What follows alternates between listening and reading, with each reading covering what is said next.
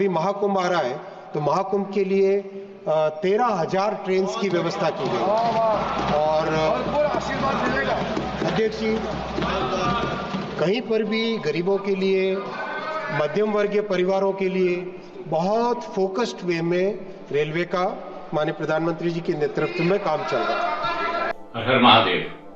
जय हिंदू राष्ट्र। यात्रीगण कृपया ध्यान दें, आपकी जिंदगी बहुत सस्ती है। हाँ, सस्ती ही तो है, वरना कब तक आम आदमी को मर मर कर सरकार को ये बताना पड़ेगा कि हम तो मरकर मोक्ष पा लेंगे, लेकिन आप कृपया औरों की जान बचा लीजिए। कृपया अब किसी और भगदड़ में किसी और की जिंदगी मत छीनिए। यात्रीगण कृपया ध्यान दें, पूरे देश को पता है कि 50 करोड़ श्रद्धालुओं ने गंगा में डुबकी लगाई, लेकिन किसी को ये नहीं पता कि जब कोई ट्रेन टकराई ही नहीं, कोई ट्रेन पटरी से उतरी ही नहीं, तो फिर 18 लोगों की जान रेलवे स्टेशन पर कैसे चली गई। रेलवे का बयान सुनिए तो लगता है कि गलती यात्रियों की। रेलवे के अनुसार भगदड़ हुई, ना प्लेटफॉर्म बदला गया, ना कोई ट्रेन कैंसिल हुई, तो फिर मरने वाले कौन थे? वे लोग जिन्होंने संगम जाने के लिए कुंभ का रुख किया, लेकिन देश की राजधानी के सबसे वीवीआईपी स्टेशन पर व्यवस्था की नाकामी और लापरवाही की बलि चढ़ गए। नई दिल्ली रेलवे स्टेशन प्रधानमंत्री से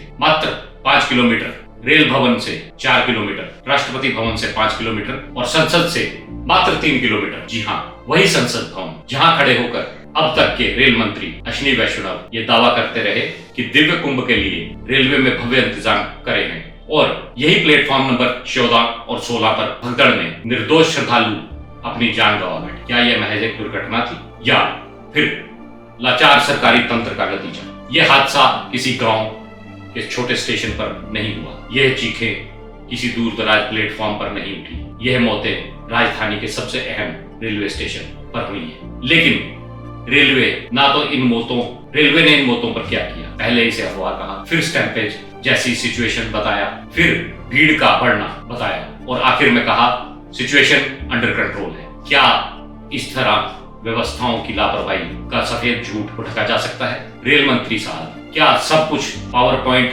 प्रेजेंटेशन से ही संभाला जाएगा? जब ये साफ था कि कुंभ मेले में के लिए लाखों श्रद्धालु दिल्ली रेलवे स्टेशन पर उमड़ेंगे, तब क्या व्यवस्थाएं केवल कागजों में सीमित रह गई?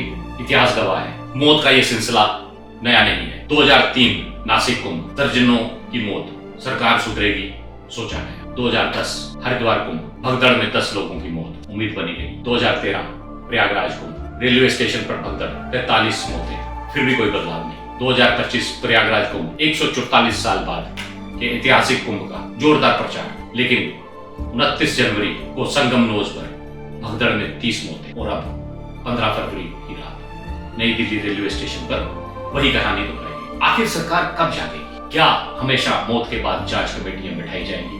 क्या हर बार एक ही निष्कर्ष निकलेगा, दम घुटने से मौत या सिर पर चोट लगने से मौत? क्या पोस्टमार्टम रिपोर्ट में यह दर्ज होगा कि रेलवे अधिकारियों की लापरवाही ने कितने निर्दोष लोगों को असमय मार दिया? प्रचार में माहिर रेलवे, व्यवस्थाओं में जीरो। जब हर घंटे 1500 जर्नल टिकटें जारी की जा रही थी, तो भगदड़ के अनुमान का अंदाजा क्यों नहीं लगाया गया? जब कुंभ स्पेशल ट्रेनों के लिए बड़ी बड़ी घोषणाएं की गई, तो श्रद्धालुओं के लिए पर्याप्त सुविधाएं क्यों नहीं दी गई? अगर यह सब पहले से पता था, तो फिर यह हादसा किसकी जिम्मेदारी है? क्या यह साजिश नहीं, नाकामी है?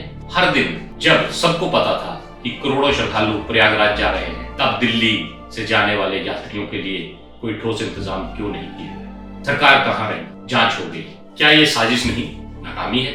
हर दिन जब सबको पता था कि करोड़ों श्रद्धालु प्रयागराज जा रहे हैं, तब दिल्ली से जाने वाले श्रद्धालुओं के लिए कोई ठोस इंतजाम क्यों नहीं किए? सरकार कह रही है जांच होगी, जितनी बड़ी त्रासदी उतनी बड़ी जांच कमेटी, लेकिन क्या सच रिपोर्ट कभी इंसाफ दिला पाएगी? मौत का आंकड़ा सरकारी फाइलों में सिमट जाता है, लेकिन मरने वाले सिर्फ नंबर ही होते। वो किसी के पिता, वो किसी की माँ, किसी के बेटे बेटियां थे, किसी का पूरा परिवार था। और इस सब से बड़ा सवाल ये है, आखिर आदमी की जान कितनी सस्ती और क्यों है?